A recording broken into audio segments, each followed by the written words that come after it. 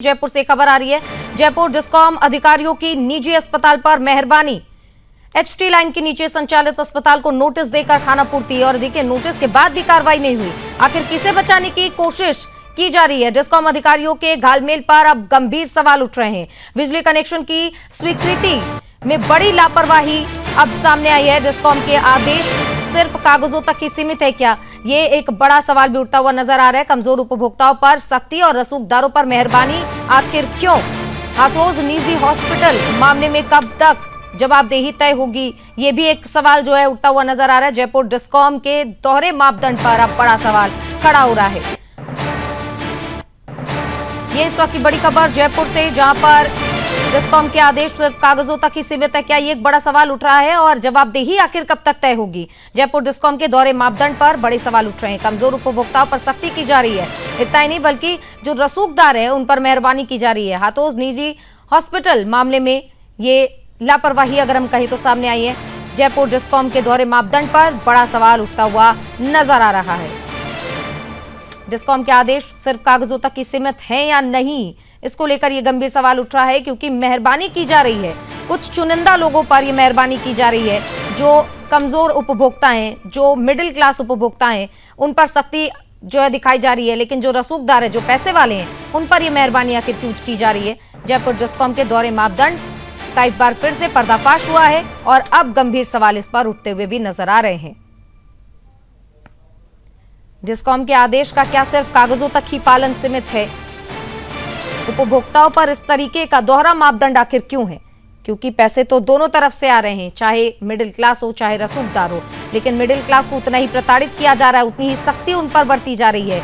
लेकिन रसूखदारों पर कोई सख्ती नहीं है, उन पर बहुत ही नॉर्मलाइज तरीके से काम किया जा रहा है, उनकी बातों को सुना जा रहा है, उनको समय भी दिया जा रहा है। लेकिन कमजोर उपभोक्ताओं के साथ ये नहीं है। कमजोर उपभोक्ता पर सख्ती है, रसूखदारों पर मेहरबानी को लेकर अब ये बड़ा सवाल उठ रहा है, और जयपुर डिस्कॉम के दोहरे मापदंड पर बड़ा सवाल। और इस बीच एक बड़ा सवाल यह भी कि आखिर डिस्कॉम के जो आदेश हैं वो क्या कागजों तक ही सीमित है, या जमीन पर भी उसका कोई असर नजर आ रहा है?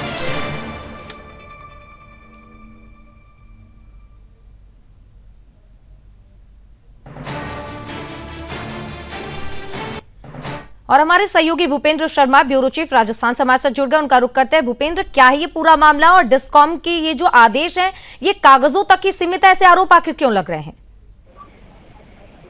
मैं बताना चाहूंगा कि ये मामला हमारे पास जैसे आया तो प्रशासन हरकत में आया और उन्होंने 29 जून को नोटिस दे दिया था, लेकिन उसके बाद में उन्होंने कोई कार्रवाई नहीं की है। जमीन पर कोई अभी अधिकारी पहुंचा नहीं है। आज हमने ऐसी जयपुर से बात की तो उनके नोटिस में ये मामला कल संज्ञान में आया है। तो इतनी लेट लतीफी में नीचे स्तर से ऊंचे स्तर पर पहुंचने के लिए विभाग में जब इस तरीके से दवाई जाती है तो कहीं ना कहीं ये मामला मिली भगत का आता है, लीपापोती का आता है कि प्रशासन कार्रवाई क्यों नहीं कर रहा है, विभाग कार्रवाई क्यों नहीं कर रहा है, डिस्कॉम ने अब तक क्यों कार्रवाई नहीं की।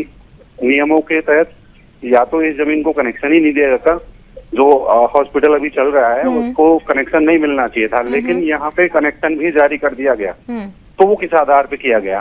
तो अब ये कार्रवाई क्यों नहीं कर रहे हैं? जब नियमों के हवाला देते हुए हमने ये बात कही, अधिकारियों से बात करी, तो उन्होंने कहा कि हम इस पे जानकारी करेंगे, हमारे मामले आया है, जांच कराएंगे, मामला संज्ञान में आया है। तो इस तरीके से बातों को टालते हुए वो कहीं ना कहीं कार्रवाई करने से बचते नजर आ रहे हैं।